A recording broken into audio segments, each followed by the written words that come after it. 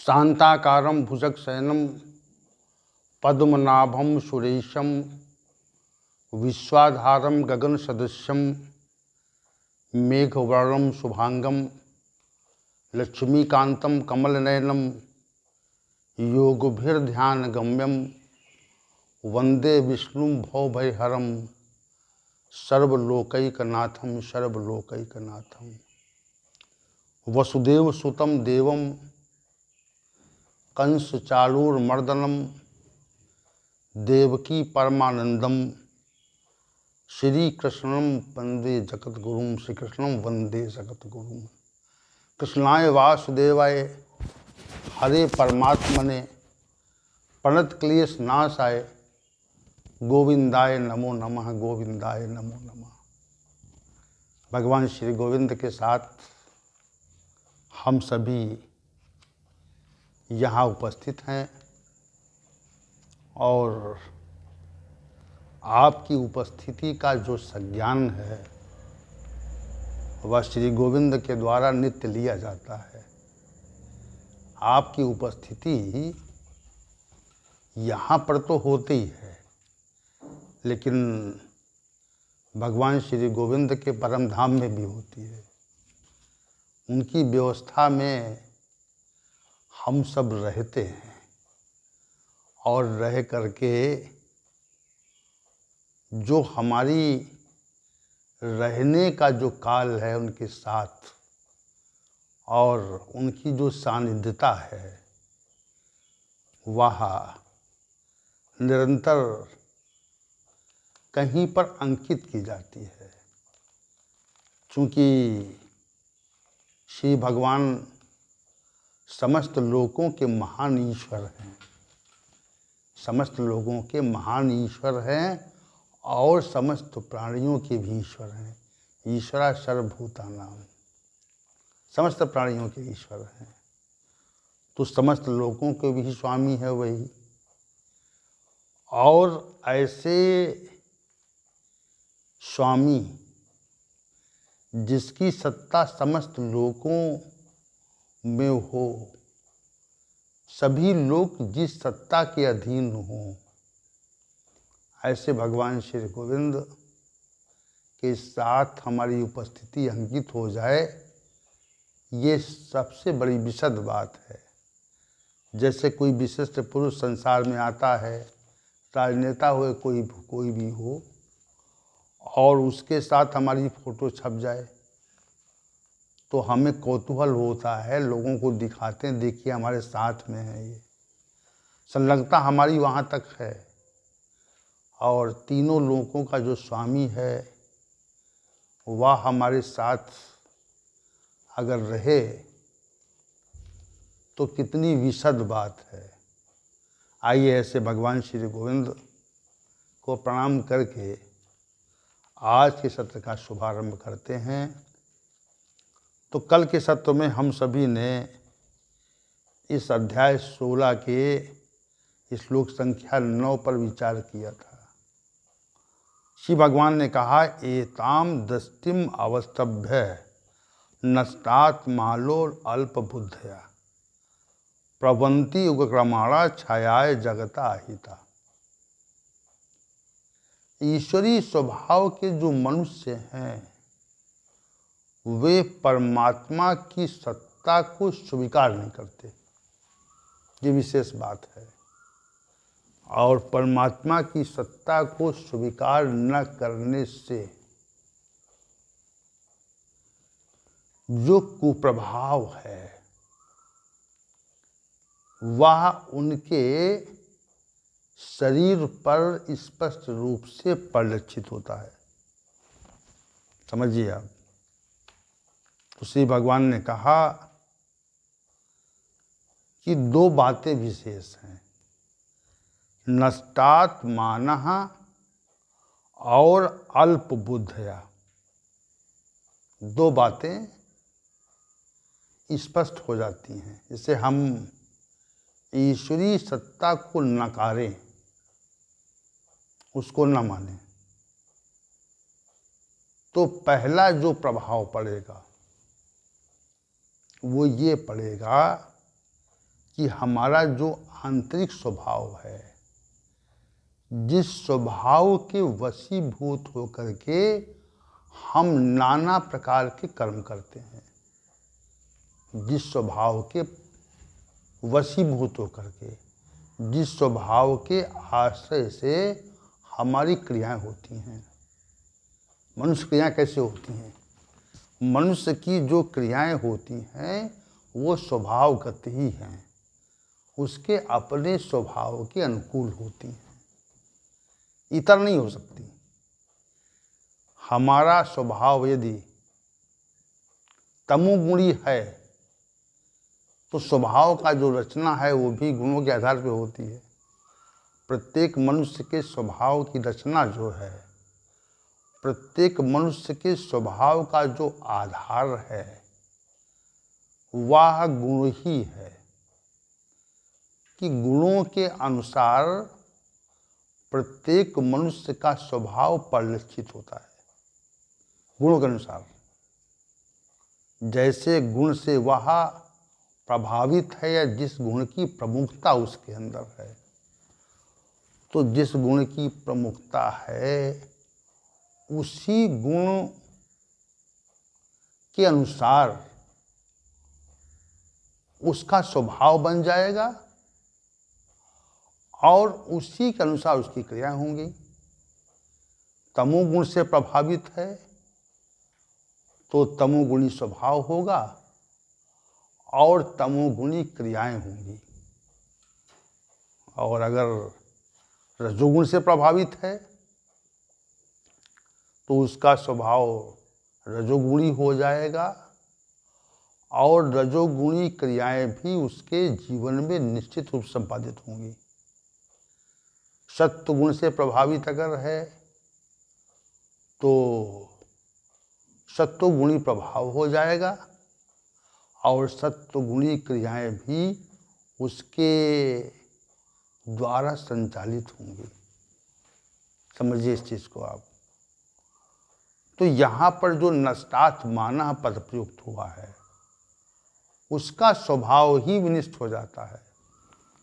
श्री भगवान कहते हैं जो परमात्मा की सत्ता को स्वीकार नहीं करते उनका जो पहला कुप्रभाव शरीर पर दिखता है वह कुप्रभाव उनका स्वभाव नष्ट कर देता है।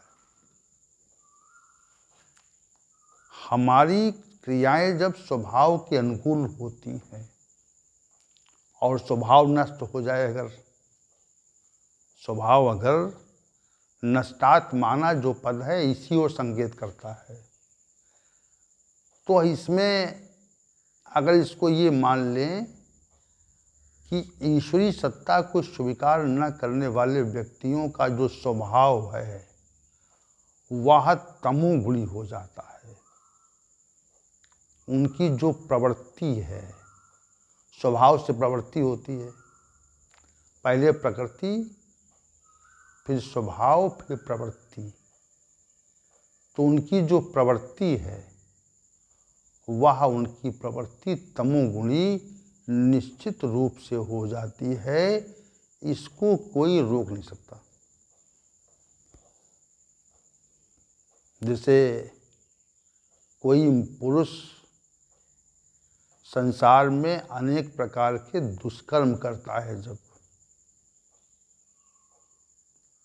तो ये कहते हैं कि उसका स्वभाव नष्ट हो गया। उसका स्वभाव ही है, उसके स्वभाव में ये सब काम आ गए हैं। उसका स्वभाव इतना विकृत हो गया है कि वह केवल दुष्कर्मों के संपादन किया करता है। उसकी प्रवृत्ति दुष्कर्मों की ओर हो गई है।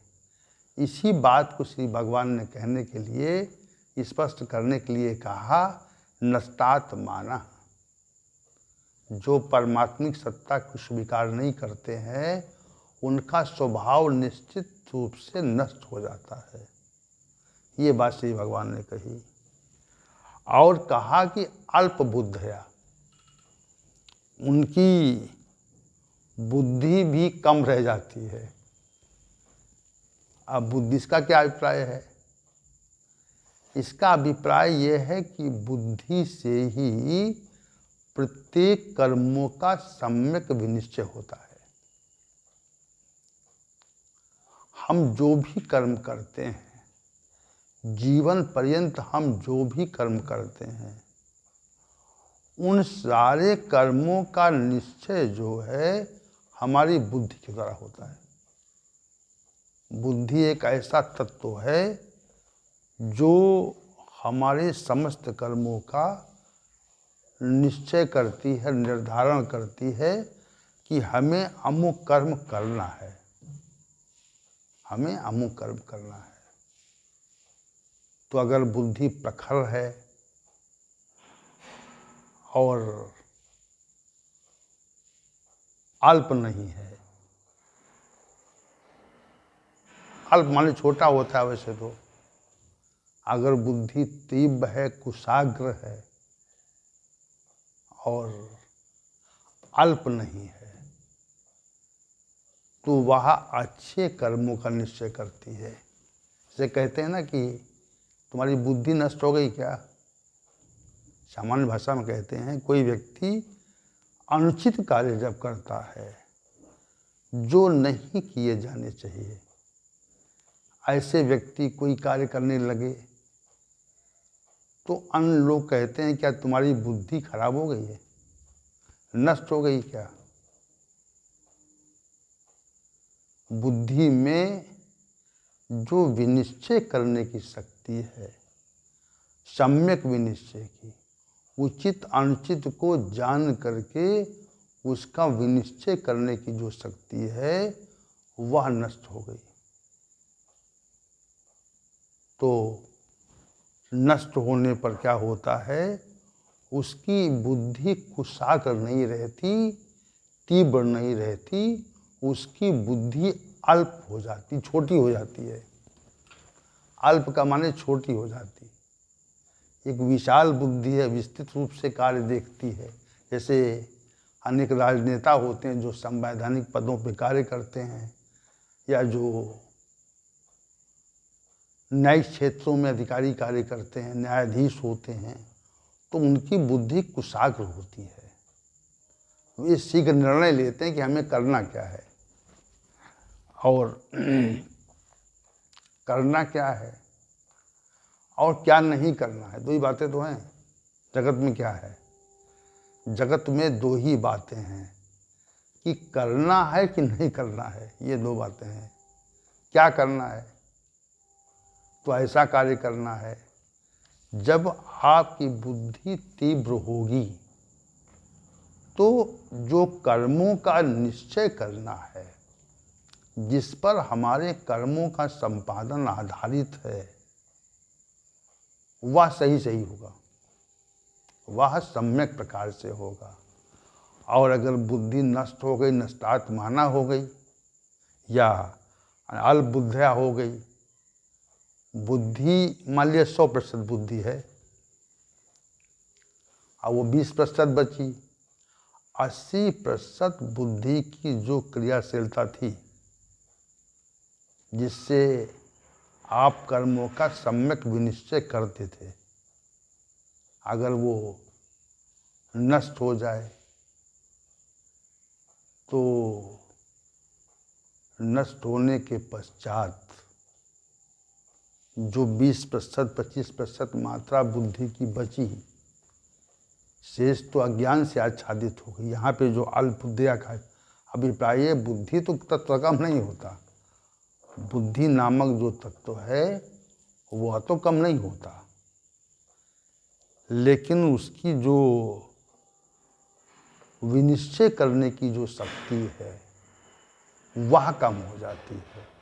सम्यक विनिश्चय जिससे होता है, जिस तत्व से होता है, वह तत्व कम हो जाता है, वह अज्ञान से आच्छादित हो जाता है। ये कहने का अभिप्राय है। बुद्धि तो तत्व जितना है उतना ही रहता है। एक विकसित बुद्धि है का विकसित बुद्धि, तो विकसित बुद्धि में क्रियाओं के सम्यक विनिश्चय की शक्ति रहती है और अविकसित बुद्धि में नहीं रहती। यही बात है।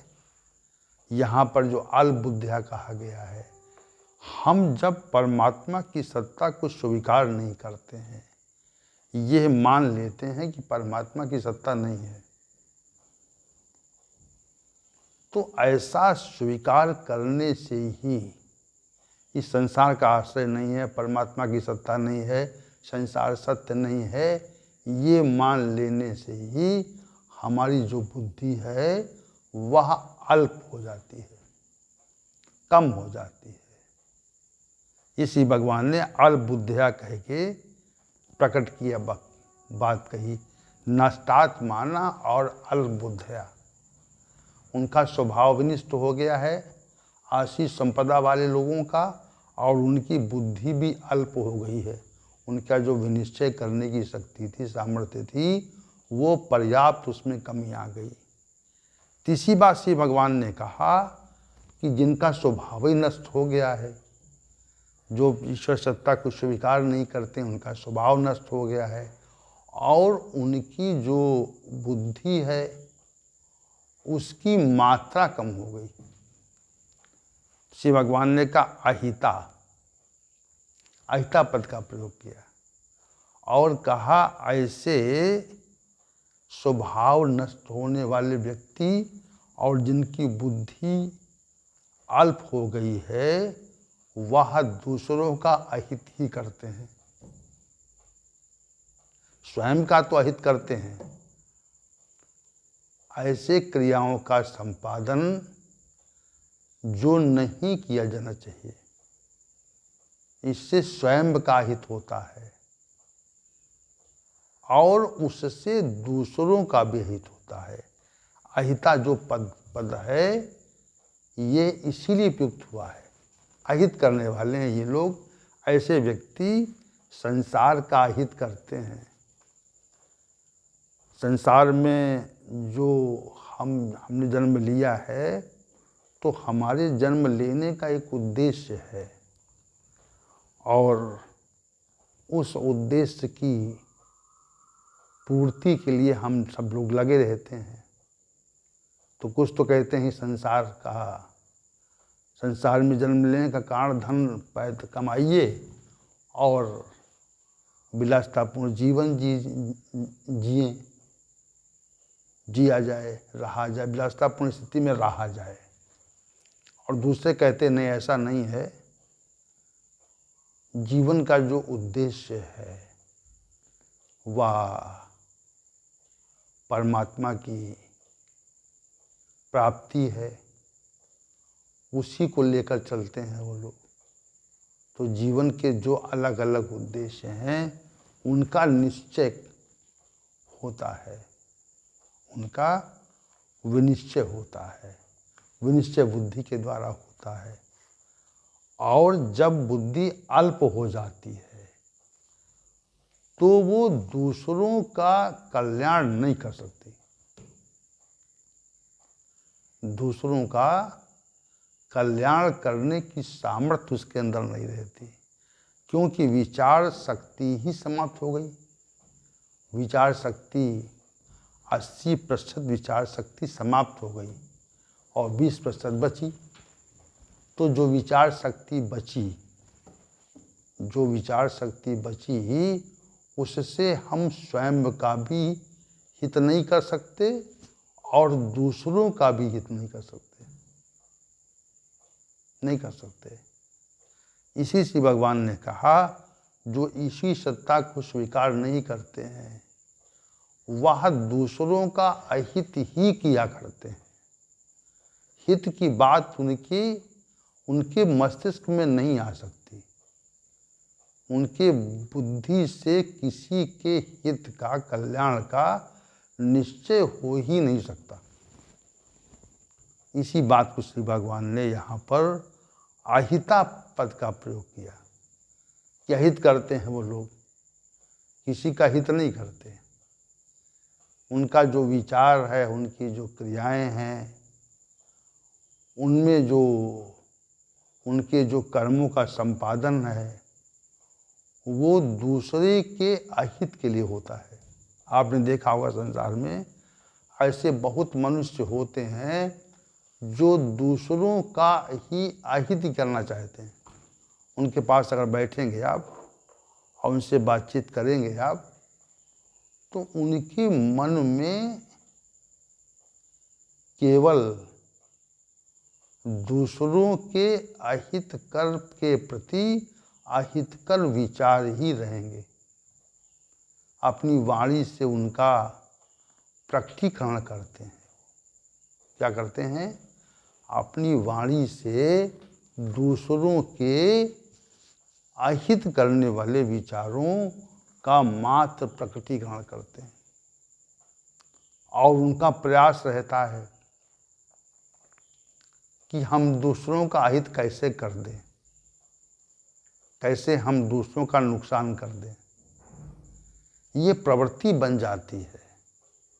तो श्री भगवान ने यहाँ पर जो अहिता पद का प्रयोग किया है, उसका अभिप्राय यही है कि जो ईश्वरीय सत्ता को स्वीकार नहीं करता, संसार को आश्रय विहीन मान लेता है, वह उसका स्वभाव नष्ट हो जाता है, उसकी बुद्धि अल्प हो जाती है और वह दूसरों के हित के लिए कार्य करता है। अब शिव भगवान ने कहा, ऐसे आसुरी संपदा को प्राप्त पुरुष जो हैं उग्र कर्माणा होते हैं। यानी ऐसे कर्म करते हैं जो उग्र होते हैं।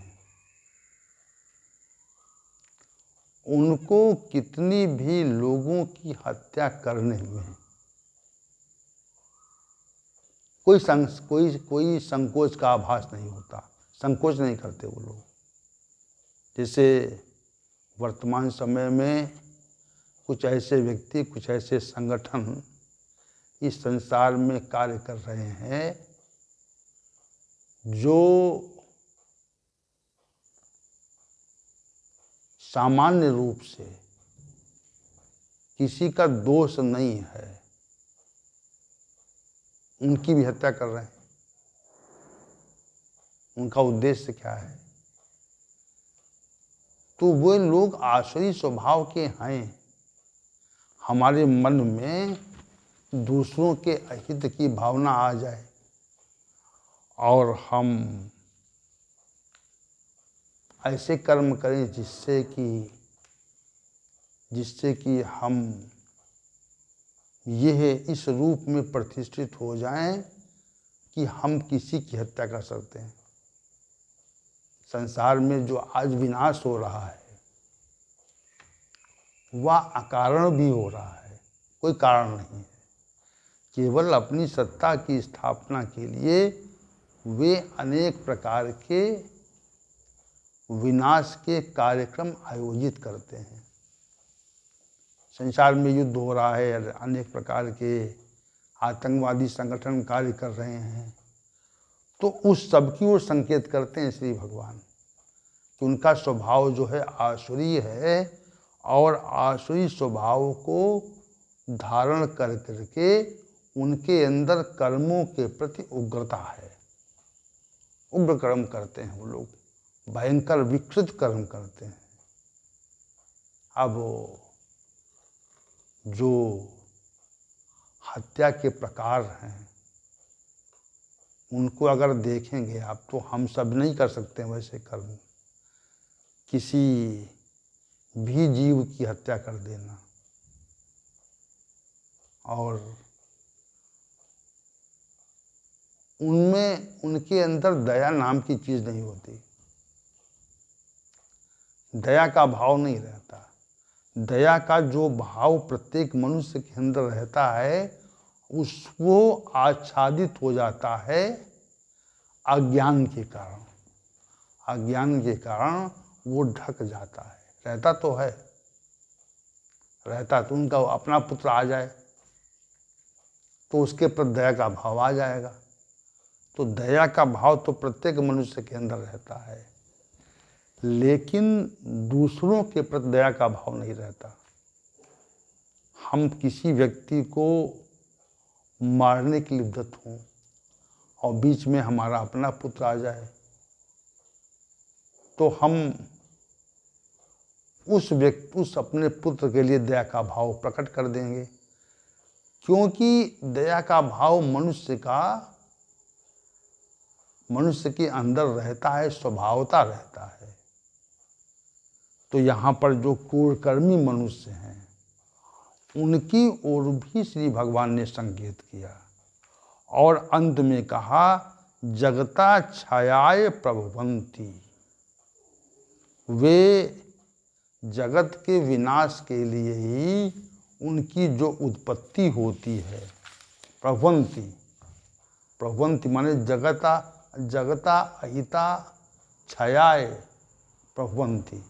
वे जगत के विनाश के लिए ही जिनका जन्म होता है, जिनका जगत का विनाश करना चाहते हैं।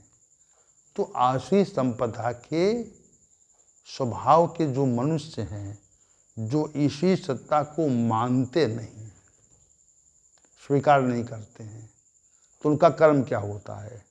तो उसकी व्याख्या में श्री भगवान ने नष्टात्मानः अल्पबुद्धया अहिता उग कर्माणा जगता छायाय प्रभवन्ति। यह 5 बातें कहीं जो आसुरी स्वभाव के मनुष्य हैं, जो ईश्वरीय सत्ता को नहीं मानते, वे नहीं मानते कि सत्ता यहाँ पे है, तो उनका स्वभाव नष्ट हो जाता है। उनकी जो बुद्धि है, जो जिस बुद्धि से लोगों का हित होता है, वो बुद्धि भी नष्ट हो जाती है। लोगों का अहित करने लगते हैं वो लोग। तो अहिता पद का प्रयोग किया और कहा उग कर्माणा, यानी वे लोग ऐसे कर्म करते हैं जिसको देख करके ही हम सभी का मन कांप जाए। उनको क्रूर कर्म करने में किसी प्रकार का भय या संकोच नहीं होता, क्योंकि इसी व्यवस्था को मानते नहीं वो लोग, इसी व्यवस्था को नहीं मानते। और इसी व्यवस्था को न मानने, यहाँ जो अनीश्वरम पद कहा है, इसमें केवल ईश्वरी सत्ता को न मानना ही नहीं है, ईश्वर को न मानने नहीं है, इसी सत्ता और व्यवस्था को स्वीकार भी न करना है। ये भी बात विशेष यहाँ पे है, जो नहीं कह पाए थे हम। अनीश्वरम जो पद है, श्लोक संख्या 8 में श्री भगवान ने कहा था, ईश्वर को न मानना और इसी सत्ता को स्वीकार न करना कि हम जो भी कर्म करेंगे उसका हमको कोई फल नहीं मिलेगा। हम भले कहें ईश्वर है, लेकिन ईश्वर है तो उसकी सत्ता को स्वीकार करना चाहिए हमें, उसके द्वारा जो व्यवस्था है उसको मानना चाहिए, लेकिन नहीं मानते। तो ये अनीश्वरम जो पद है वो भी विशिष्ट भाव वाला है। और ऐसे मनुष्य जो हैं, जो ईश्वर को स्वीकार नहीं करते, उसकी सत्ता को स्वीकार नहीं करते, कहते कुछ नहीं, सब बेकार की बात है, हम अपने मनमाने ढंग से कार्य करेंगे। तो ऐसे व्यक्तियों का स्वभाव भी नष्ट हो जाता है, बुद्धि भी नष्ट हो जाती है, और स्वभाव और बुद्धि नष्ट होने के कारण वे मात्र दूसरों का अहित ही करते हैं, हित करने की भावना उनके अंदर रंच मात्र भी नहीं रहती। कैसे लोगों से सत्ता छीन लें, कैसे वस्तु छीन लें, कैसे उनका स्वामित्व छीन लें, कैसे लोगों के अधिकार छीन लें, उसके लिए उन्हें कुछ भी करना पड़े। ईश्वर को ना मानना, ईश्वरी सत्ता को स्वीकार न करना, यह ईश्वरम पद का अर्थ है यहाँ पे। और ऐसे क्रूरकर्मी मनुष्य जगत का नाश करते हैं। संसार को उत्पन्न करना और स्थिति बनाए रखना, ये तो परमात्मा का कार्य है। और